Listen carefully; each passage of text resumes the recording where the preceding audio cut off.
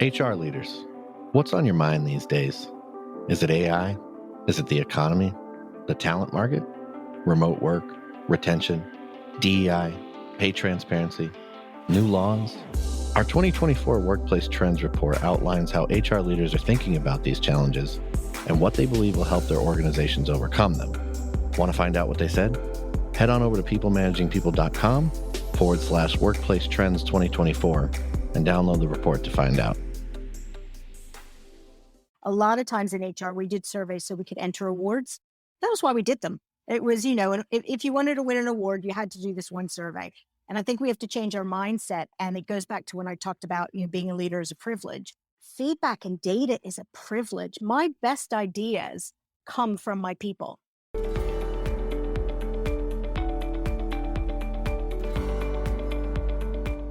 Welcome to the People Managing People podcast.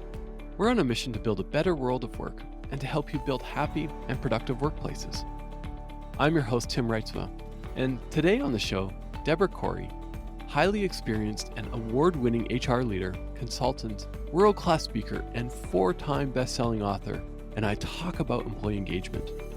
And guess what? It's more than just a survey. How often do you gather feedback, listen to the feedback, and action the feedback? If all you do is gather, then this podcast is for you. So stay tuned. Welcome to the People Managing People podcast, Debra. It's so good to have you here, and I'm excited for today's topic about employee engagement. It's something that has been on my mind for quite some time, as well as been part of my career for many, many years. And so we're going to get into that. But before we do, tell us a little bit about yourself. What are you up to right now? So well, first of all, thank you so much for inviting me. I've looked at and listened to some of your podcasts, and I just love the depth and breadth of what you cover. And so I really feel honored to have the opportunity to have this conversation, to dig deep on employee engagement. And as far as what I'm up to, I've moved into this new phase of my career. I've done HR for over 20 years in corporate roles. So I've been HR leaders in big global companies, small global companies, and I sort of fell into writing books. My first one I wrote just because I was in between jobs, and I thought I'll get that bucket list out, and I think I'll just write a book, and I did it, and I loved it so much that I've just published my 4th book. So to go back to your question Wow. about what I'm doing, I'm spending a lot of time sharing insights and tips and tools and stories from my latest book, as well as all my other books and all my other stories. I'm a bit of a Pied Piper storyteller these days. I love it. Yeah, I know you came out with a book recently. Congrats again on your 4th book. And I haven't picked it up yet. It's on my reading list, and I'm excited to read it and also share out that resource in the show notes. And so if you are interested, we'll put all the links in the show notes and let everyone know how to get a hold of you in a bit. But let's get into it. I've got 2 kind of standard questions I like to ask people. And the first question is, what does it mean to be a leader? For me, I'm going to go back to the word that I used earlier when we were talking about me joining you today. I see being a leader as an honor. It's an absolute privilege, but it also comes with a lot of responsibility and a lot of ownership. And I think that what I've seen in the role of a leader change over the years is that it's moved more towards that. When I first started out in the workplace, I think the leader part of your job was maybe 5 or 10%. And now leader is like, that's the title of your job. That's what you should be doing, and really focusing on that. So I guess that's how I would define it at a high level.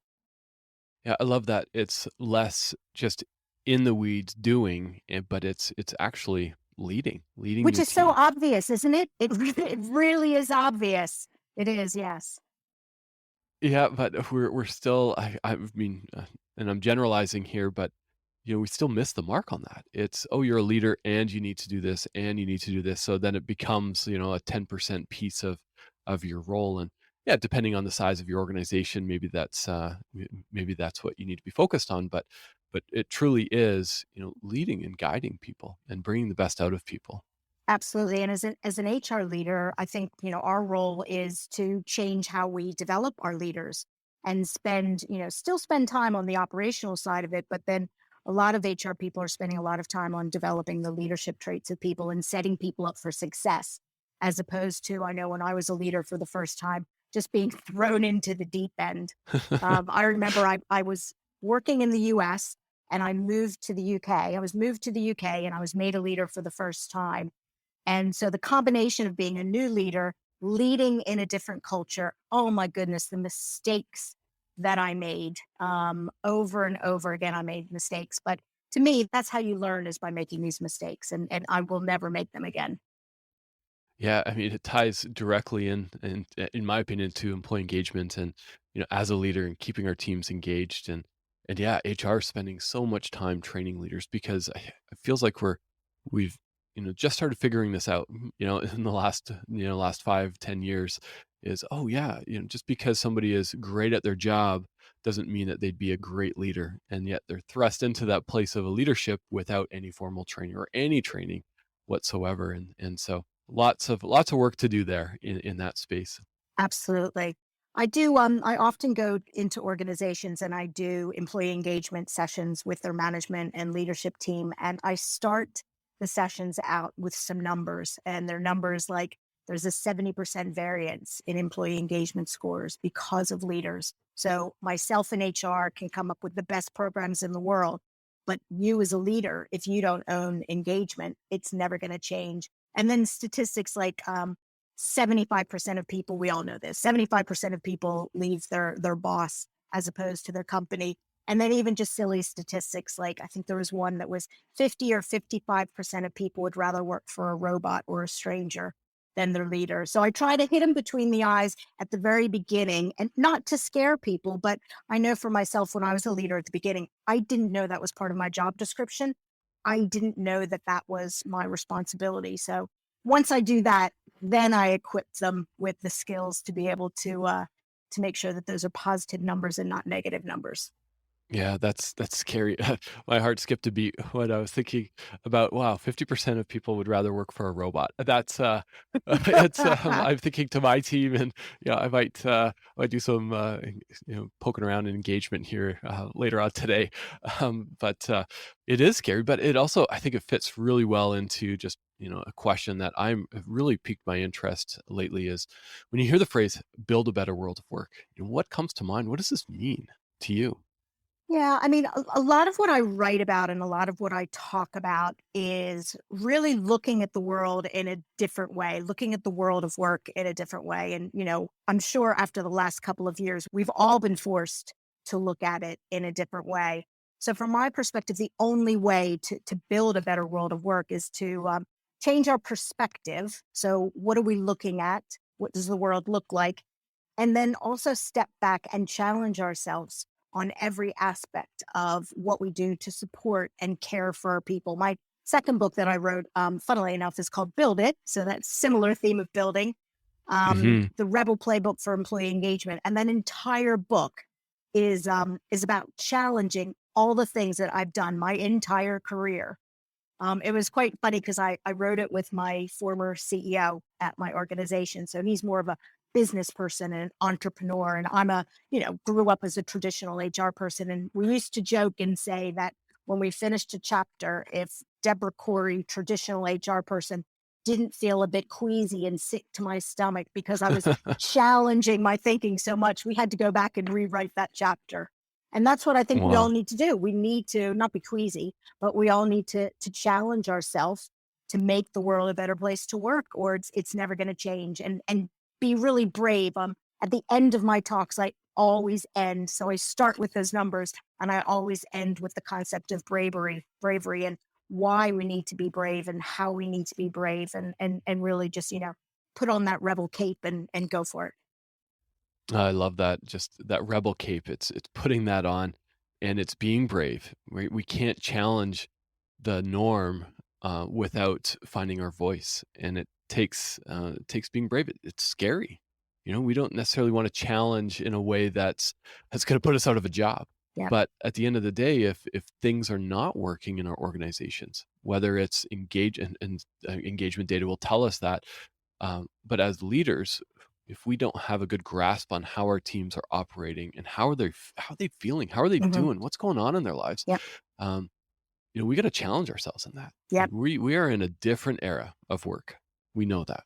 Absolutely. And we need to remind ourselves why we're doing it. So, as you said, it can be difficult sometimes to challenge the status quo and to do things differently. But if we always stay focused on why we're doing it and the end game and what we're trying to achieve, it helps us do that, and it creates that focus and that drive and that energy and that passion. I always show some silly little video of me doing the flying trapeze at the end, also saying that if I can do a flying trapeze and I do the thing where you swing and you drop and you catch the person's arms. And I'm like, if I can be brave enough to do that, you can be brave enough and go out there and, make some changes. Yeah, it goes hand in hand with organizational trust. Yes. Right? If we have such a low sense of trust within our organizations, you know, being brave is scary. It's Mm, even more scary. But that's where we need to challenge ourselves, challenge our organizations, challenge our leaders. yeah, And there's techniques and ways that we can challenge in a way that is thought provoking versus why are you doing it this way? Hey, absolutely. I'm seeing that this isn't working. Here's some data to support it. Hmm. Let's unpack this. Let's get curious about it. And so I Yeah. love that. It's that bravery. It's putting on that rebel cape. I love it. I want a rebel cape now. I'll put one in the mail to you. I love it. I love that you use the word trust, because I think it all begins and ends with trust, and I've seen that work and not work with leaders before. Because again, you can go out and do the best things in the world, but if you do not have that trust, it's never going to work. I remember I worked at an organization, and I went to this one of our manufacturing sites, and I stood on stage to tell them about this new benefit program, which was an amazing benefit program. It was really, really good. They should have been very excited about it. But what I didn't know is that there was a lack of trust with the leadership team at that Mm, particular manufacturing site. So pretty much as soon as I stood on site on the stage and started telling them about that, this is a true story. The back row stood up with chairs over their head and shook them at me and started yelling at me and tormenting me. We don't trust you. You're just trying to force us to do something. So yeah, the first session didn't go too well, but I learned my lesson. And the second session, I went and I spoke to the people in the back row and built their trust just in 5 minutes, mhm. so that when I'd get on stage, they wouldn't torment me. But yeah, that was a good Yeah. lesson on the importance of trust. Well, and it ties hand in hand with engagement, right? It's even if, we throw an engagement survey in and I've seen this in organizations. It's, oh, employee engagement is a survey. So we survey a couple times a year and oh, our results look great. But honestly, if people don't trust the organization, are they actually going to be truthful in a survey? And it's an anonymous survey. Well, if there's 3 people in a department and you have to select your department Yeah, and they all rate 1 out of 10, they're not happy. right. Well, is there that sense of trust? Yeah, And so it does start there. And the big question is how? yeah, How do we build trust? And that's a whole series on its own. And maybe we'll dive into that a little bit. But on the topic of employee engagement, let's define that, right? It's more than a survey. And so if you're listening right now and you're ready to do an employee engagement survey and you're excited, employee engagement is more than that, in my opinion. But I'd love to hear your thoughts on it, Deborah. yeah. I mean, we'll come back to surveys, but I'm going to answer your question about what employee engagement is. And we spent a lot of time thinking about that when we were writing this book that I mentioned to you, Build It. And in the book, we defined an engaged employee in 3 ways. An engaged employee is someone who understands the direction of the company. So you've got that trust, and you've got that relationship. They know what the company is doing. They also understand where they fit in, because sometimes we're really good at sharing this is what the company's mission and purpose is. But then people, like a jigsaw puzzle, they don't know where they fit in. So that's what an engaged employee is. And then the third part was that an engaged employee goes out of the way to help the company to succeed. And we don't mean, they put in hours and things like that, but from the first parts, they know enough about what they need to do. They've got that ownership, they've got that trust, and they are the ones who are going to help your business to succeed. Now, after the last 2 years, I've actually added a fourth part of my definition. I went back to my co-author. I'm like, "Are you okay with this?" And I added the fourth part, because I think what we've all learned over the last couple of years is that an engaged employee genuinely believes that their company cares about them. Because I've seen people, I had this with my neighbor actually. where they go from highly engaged to highly disengaged because they do not feel that their company cares about them. And we saw that during the pandemic over and over again. I saw more companies showing they cared than not caring. But now what we're seeing, with the Great Resignation is that some people are like, okay, if you're not going to care for me, I'm going somewhere where they will. hmm It's that genuine, yeah, that care, and it's right. It's especially over the last couple of years, if you get sick, is your company going to take care of you and your family? And an example for me is, I live with, and it's no secret, I live with Crohn's disease. And a couple years ago, it came back out of remission, with vengeance. I ended up off work for quite a period of time. And I remember one day coming home from the hospital and my wife and my kids, and there was boxes on our front doorstep. We're just like, what is this? We opened it up and it was boxes of groceries from my company, my boss, because he knew that we were going through a hard time, and he wanted to not just take care of me, but also my wife and kids. And there were so many snacks in there. My kids were just bouncing off the wall at sugar and healthy chocolate, you name it. But do you think I was engaged after that? Absolutely. Yeah. It drives that level of care. And some might be listening saying, wow, well, there's a cost to that. It's like, oh, how much does it cost? But you know what? The cost of disengagement outweighs the cost of sending somebody a care package. I would say tenfold, hundredfold. I haven't done the math on it, but would you agree on that? Absolutely. And there's a ripple effect of disengagement. So if you're disengaged, you're going to tell three other people, they're going to tell three other people. So absolutely. So compare your story with the story of my neighbor, and he was the reason why I added this fourth part of my definition. During the first lockdown, he became sick. And after the lockdown, his boss said to him that he needed to travel into London every day to work because, lockdown was over. You need to come into work. And he said to his boss, I really don't feel comfortable doing that. I really haven't been well. I've got 4 young kids at home. I really don't want to put myself at risk. And his boss basically said, tough luck. This is the new world and you need to come into work. So compare that to what happened with your amazing boss who took the time to understand you and your family. And to your point, doesn't cost that much money to do something like that compared to the cost of replacing you. And it's like a drop in the bucket, as the expression goes. Yeah, absolutely. Yeah, yeah. Oh, I'm sorry to hear about your neighbor. It's somebody who might love the company, Yeah. love the values, Mhm. love the purpose. Feels that, like, to your 3 points. They know how they're contributing Mhm.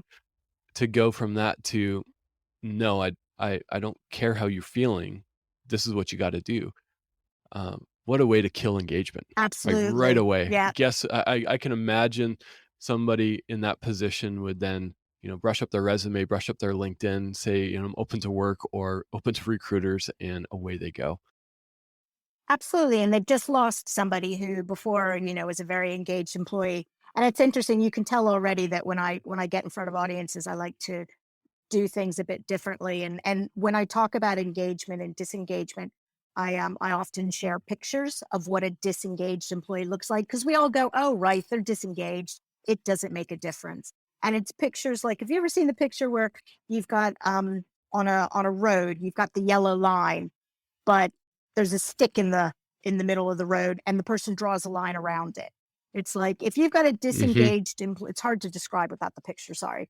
If you've got a disengaged employee, they're going to be so disengaged that they're going to care so little that they're not going to move out the stick out of the road. People are going to get flat tires as they drive by. People are going to get in accidents.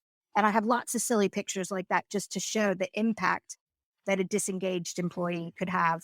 And then hmm flip it. There's a lovely story when I interviewed Zappos for my second book. I walked around the building and I was talking to the call center people. And there's one call center person told me the most lovely story that to me shows what an engaged employee is. Um, they got a call from someone who said that they needed to return 6 pairs of shoes and 6 dresses. And the call center person was so engaged that they didn't just leave it at there. They knew that their job was to support the customer. So they got into a conversation with them. And as it turned out, the person's fiance had canceled the wedding a week before the wedding. So they wanted to return the dresses and the shoes.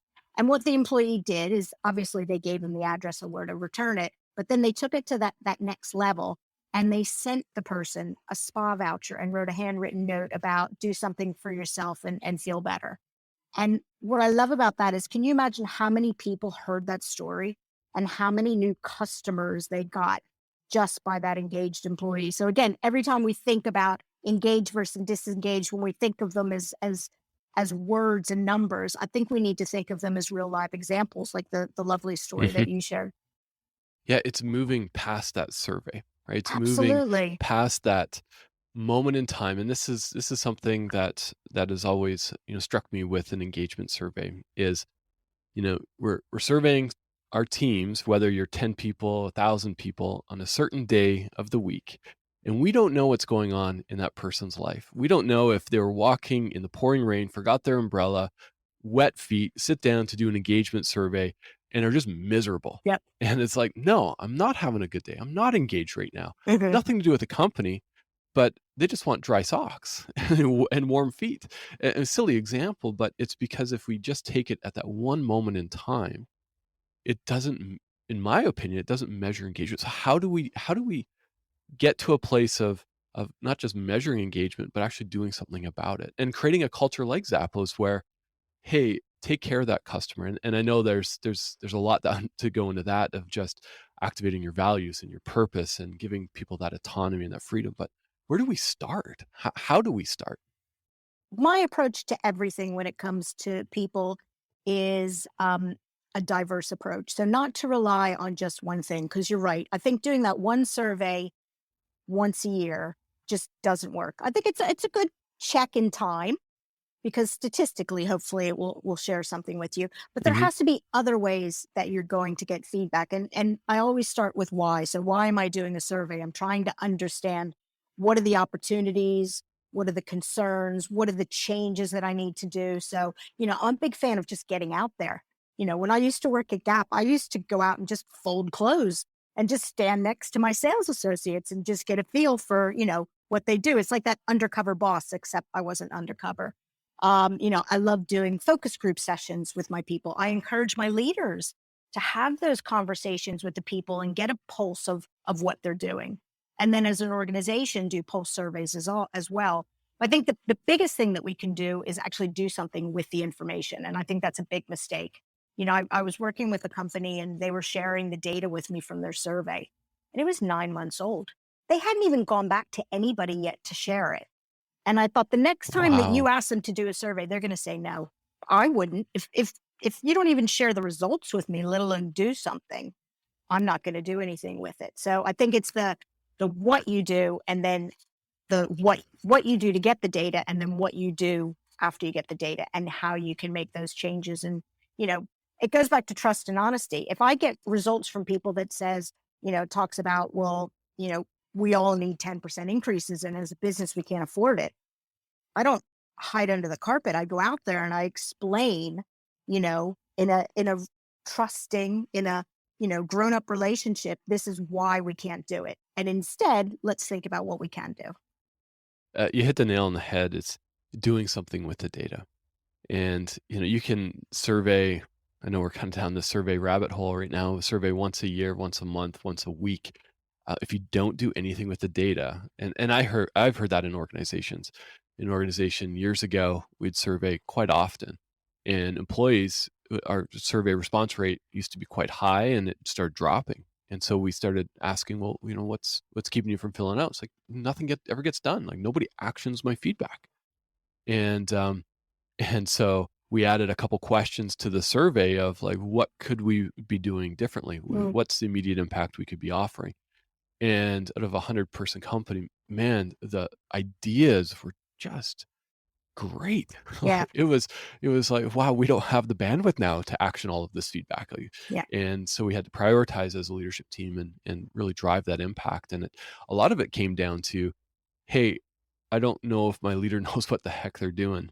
And so maybe some leadership training, and that's what we had to do, bring in some leadership training. But taking the tangible results, feedback from people, and you also mentioned something that's really important is it's like get out of our office or our virtual space and go talk to someone. Like I love that idea of like, hey, you're gonna go and full close at the Gap and talk to people, and And so, we're in this hybrid world. We're in this new world of work. So how do we even do that? How do we ensure that we're carving out that time to connect with our people? Answer that. I want to go back to what you were talking about. And I think it has to change with the mindset. I think in the past, we used to do surveys because we knew we had to do a survey. And complete transparency, a lot of times in HR, we did surveys so we could enter awards. That was why we did them. It was, and if you wanted to win an award, you had to do this one survey. And I think we have to change our mindset. And it goes back to when I talked about, being a leader is a privilege. Feedback and data is a privilege. My best ideas come from my people. So I absolutely I love, when I get a survey back and I've got 50 pages of handwritten suggestions, I don't roll my eyes and think, oh my goodness. I think, happy holidays, happy birthday. This is the best gift in the world. So I think that we have to change our mindset, first of all, and see it as it's a absolute positive and do that. And then the second part of your question, sorry, I started rambling there. No, I I love that mindset change, and yeah, the data is a gold mine, and it's not as a burden of, oh man, now look what I got myself into, and just trying to think back to my question. I was fully engaged in what you were saying, and it's, I think it's even around, how do we carve out time, as a leader to drive that engagement. We know we need to build trust, and I know we're going to just scratch the surface of this, but if our teams, if all we hear every day is, oh, I'm good. Well, could anything be better? No, we're good. How do we break that? How do we Yeah. actually get real good tangible data instead of I'm good? Yeah. And it's interesting because my husband is a senior leader. So over the last 2 years with us working from home, every day at lunch, we take a walk and we spend a lot of time talking about these types of things. And he said that's the problem he has with his team quite often. He has a bunch of engineers who work for him. And, there's something called the 5 whys. I think I wrote about it in my first book, which is you just have to keep carving away and keep digging. So if someone says, I'm fine, you don't just leave it at that. You're fine. That's great.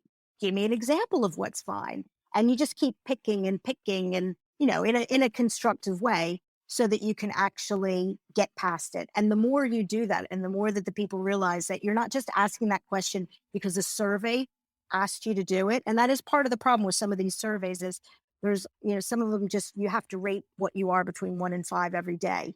And it just seems like a number. So if you can show the Hmm. human side of why you're asking it, and then going back to what you said before, do something with it.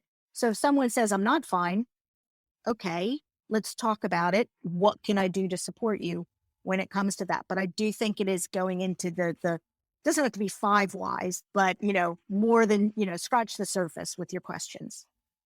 It's yeah. If we ask that closed question, how are you doing? Good. I don't know if Absolutely. it's a North American way or a world way of.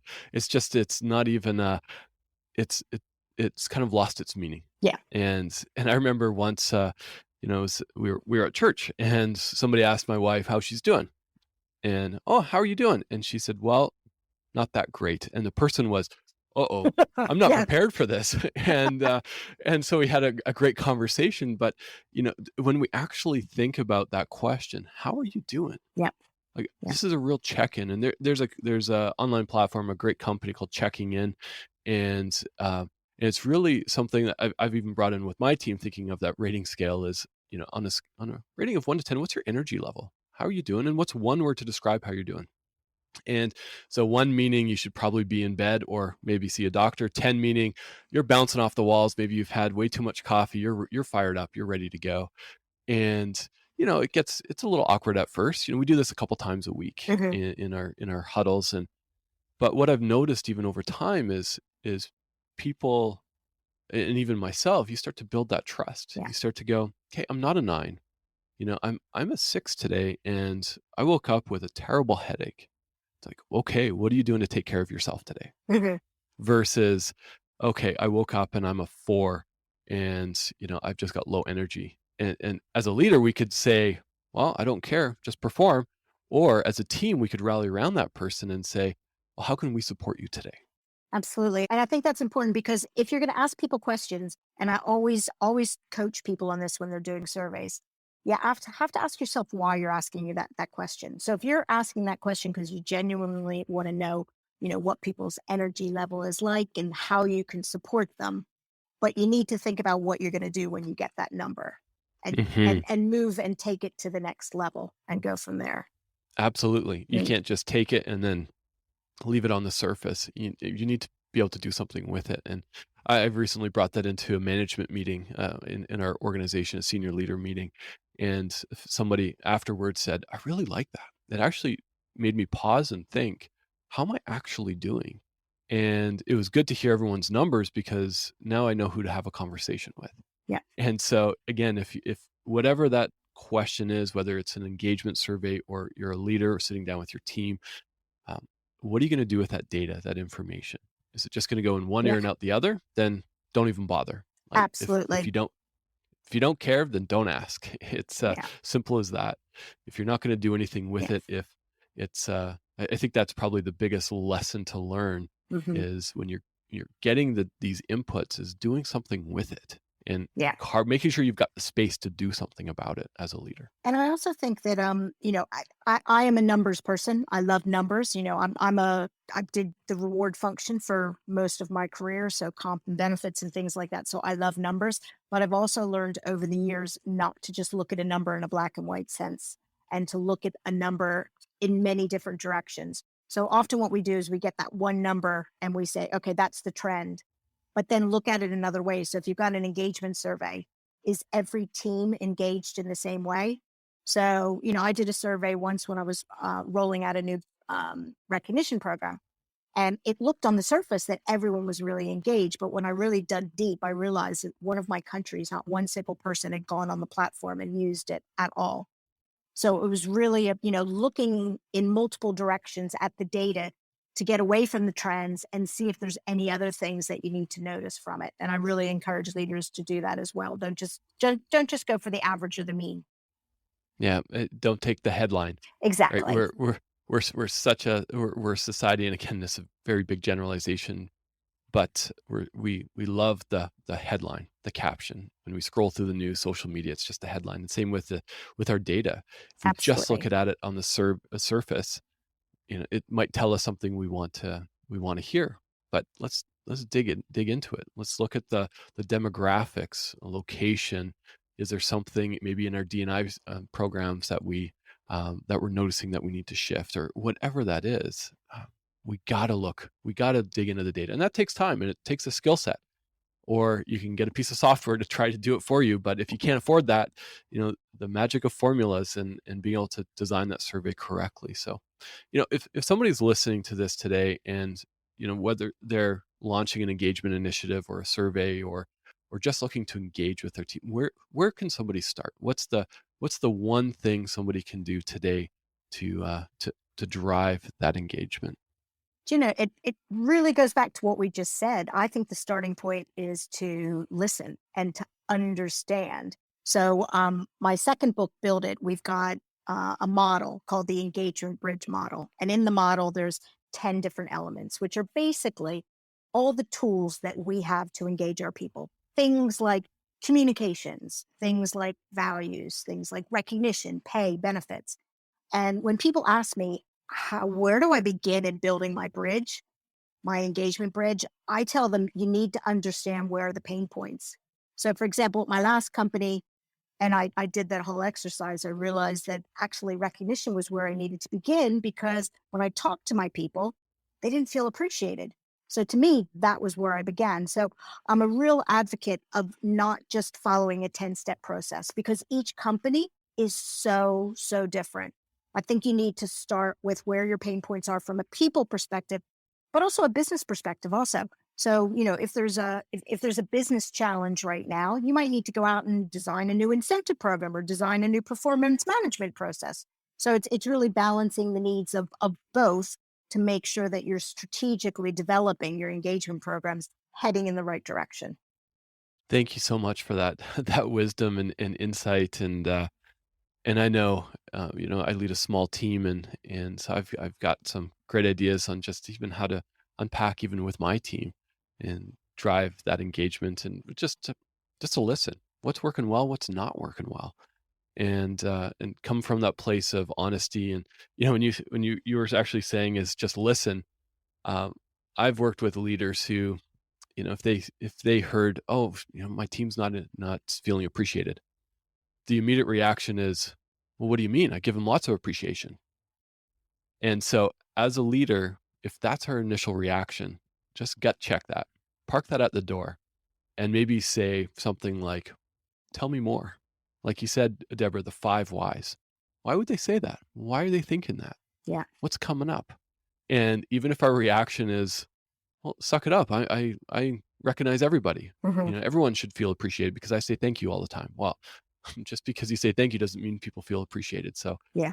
that's a real tangible example. I think it's taking off, I talked about the rebel cape. It's almost like take the defensive cape off and really just be open and don't feel defensive about what anyone says, because at the end of the day, it's their opinion, right or wrong. It's their opinion. I just had a conversation with someone and they were frustrated because none of their employees were filling out the 360 feedback.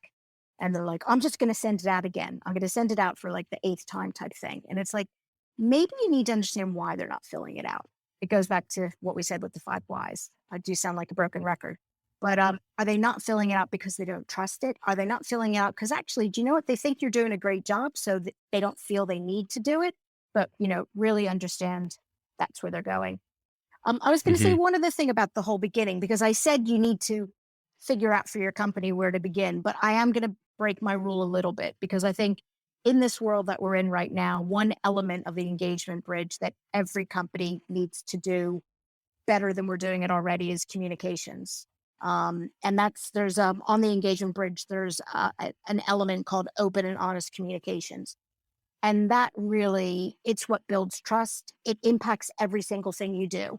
So if we don't build in open and honest communications and how we interact with our people and how we share things with people, good and bad, then we're never going to have engagement. We're never going to have trust. So I think that's a common denominator in every company. Yeah, I think so. I think there's a whole podcast just on that aspect of communication, and we could tell hours of horror stories as well as good examples, and it's so important to increase communication. And like you said, not just the good things, but also the things that aren't going well. Well, in the book we go, as I said, we try to hit people between the eyes. I think in the book we said something like, stop lying to your people. Things Yeah. like, so Susie is leaving the company to spend time with her family. I mean, seriously, we all know it's a lie and people are going to come up with their own truths. So you might as well stop wasting people's time and tell them the truth. Yeah. Yeah. It's telling the truth is sometimes scary and awkward, but just, yeah, stop lying about it. just pull that Band-Aid off, own it. I think there's that sense of ownership as well. Absolutely. It's like, oh shoot, if we let a senior leader go and we just say, oh, so and so went to go spend more time with their kids, no, we're not owning it, right? We got to own it. Yeah, and it's a ripple effect, because if you hear that, so-and-so, we let a senior leader go, people start thinking things. I mean, the rumors I've heard in these situations, we're going through a reorganization, everyone's losing their job, we're closing down this office. And it's like, no, it just didn't work out with the person. You can do it in a respectful way.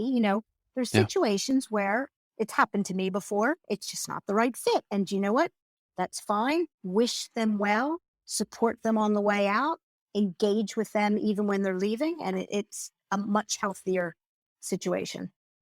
Yeah, and it ties directly back to that employee engagement piece, because if we lack communication, we, again, big generalization, we tend to fill in the gaps with our own narrative, right? Absolutely. You see 3 people packing up their desk or even their virtual space, or they don't show up to a team meeting anymore. You start filling in the gaps. You start going like, what's happening? And then by the end of the day or the end of the week, all of a sudden, the sky's falling and you're looking for a new job. But again, it could be for a valid reason, and a reason that's going to help propel the organization forward. And Yeah. I remember I was just going to tell you a silly story. I remember sure. this CEO that I wrote the book with. We all had shared calendars at this organization. And this one day, he hid his calendar from everyone. And everyone in the company, the rumors going around were amazing. And the only reason he did it is because people were just scheduling him. They weren't respecting his schedule and they were like scheduling on top of things. And he thought, I'm not turning my calendar off on until I, communicate to people and explain to people not to do this. But it was just, it was just perfect example of how many people thought different things were going on. Yeah, yeah, and then imagine you sent out an engagement survey, like, 3 days after that. Absolutely. Absolutely. Yeah. Oh, yeah, it all ties together. Debra, thanks so much. You've mentioned your book and your books and also the pyramid, and we're definitely gonna include all the links in our show notes, so if you are interested and to get a hold of Debra, please head to her website as well as connect with her on LinkedIn, and any final thoughts, and any final pieces of wisdom to offer our audience? Well, I was just going to mention, so my job title, which I completely came up with on my own, is Chief Pay It Forward Officer. So you mentioned my website. There's a part of my website called Free Resources, and it has resources like what we were talking about with the engagement bridge, and it walks you through how to figure out where to begin. And then I've got another free thing on stories of how people were living their values during the pandemic. So by all means, I wrote them for everyone. So by all means, download them for free. I don't even ask you for your email address because I'm that committed to sharing them with people. That's great, and that's at debcohr.com. So debcohr.com. So head there, check out the resources. They're phenomenal. Thank you so much, Debra, for coming on and spending some time with us and sharing some great stories and great wisdom with our audience. And for those who are listening, we'd love to hear your feedback. So please head to peoplemanagingpeople.com and drop us a line. There's a contact us button there. Also, connect with me on LinkedIn and let us know what you think of the show as well, and provide some feedback. Part of engagement is feedback, and I need feedback and to know how we're doing, and also feedback on topics that you'd like to hear. So again, Debra, thanks for joining us. And you'll do something with the feedback, right? Absolutely. Yeah, we just don't collect it in a Google sheet and let it collect dust. As we use that feedback to shape our publication, and we thrive on that. So thanks for calling that out, Debra. I love it. Thank you very much. Thanks for joining us today. All right, take care. Bye.